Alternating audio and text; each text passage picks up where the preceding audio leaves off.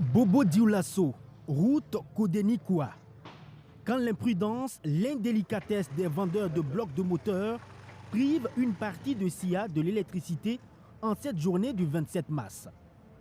Installés sous ces fils haute tension avec tous les risques, ces vendeurs, dans la décharge de ce tas de fer, ont accroché l'un des fils transportant de l'énergie avec cette grue. C'est dans le sol que le courant a jeté son dévolu. Fort heureusement, personne n'a été électrocuté, alors qu'à proximité se trouvait ce petit restaurant et cet atelier de couture. Nous avons environ 30% de notre puissance de bobo qui transite par cette ligne. Et le défaut était quand même assez violent. Ça créait beaucoup de perturbations. Et quand ces genres d'incidents surviennent généralement, à Bindougoussou, à Sarfalao ou à Kunima, on s'écrit bien souvent en disant « La Sonabel a encore coupé le courant ». Pourtant, la distribution est écourtée à cause des actions de l'homme. Ces lignes qui traversent donc ces casques de moteurs transportent 30% de l'énergie depuis le poste de Kodeni. Ici, c'est le poste de dispatching. Quand l'énergie qui est achetée en provenance de la Côte d'Ivoire, environ 225 000 kV, arrive avec cette ligne, il faut la transformer en 33 000 kV pour ensuite les distribuer dans tous les ménages. De ce poste donc, et avec ses poteaux électriques, le courant est envoyé par exemple à Koua, à Banfora, à Niangoloko, à Dédougou ou ailleurs dans tout le Grand Ouest. Et il y a également une liaison entre le poste de Kodeni et la centrale Bobo 2.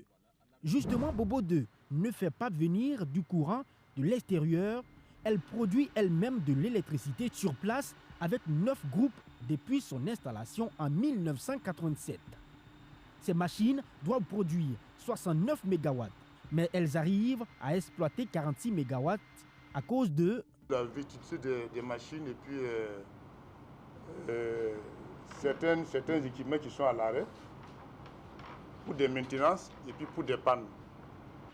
Parlant de maintenance et de panne, elles surviennent beaucoup plus en cette période caniculaire. Et les hommes sont à pied d'œuvre, de jour comme de nuit, pour permettre au groupe de produire. Car le pourcentage de Bobo 2 est très important pour le réseau national.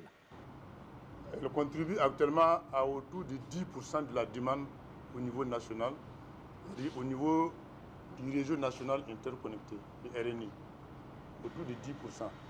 Donc les équipes en tout cas ont travaillé durement dans des conditions en tout cas assez difficiles comme vous l'avez vu à la salle des machines lorsque vous l'avez traversée, pour pouvoir remettre les groupes en service. Et pour que les groupes électrogènes soient en service, ils ont besoin de combustible, si vous voulez du carburant pour produire du courant. Dans les centrales thermiques, on parle beaucoup plus de HFO et de DDO. À Bobo 2 par jour, on a besoin donc de 5 citernes de 45 000 litres pour le DDO et 225 000 litres pour le HFO. Si toutes ces 9 machines doivent produire en 24 heures bien sûr. Le fonctionnement, le paramétrage et la surveillance de cette centrale se font dans cette salle de commande, 24 heures sur 24. Ils sont en liaison aussi avec les centrales de Ouagadougou.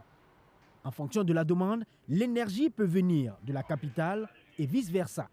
S'il y a de moins en moins de coupures cette année, c'est parce que les agents de la nationale de l'électricité ont mis les bouchées doubles pour faire fonctionner toutes ces machines.